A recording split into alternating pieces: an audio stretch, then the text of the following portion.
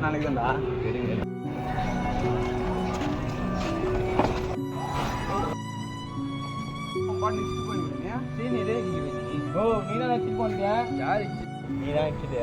பிரச்சனை வேணாது.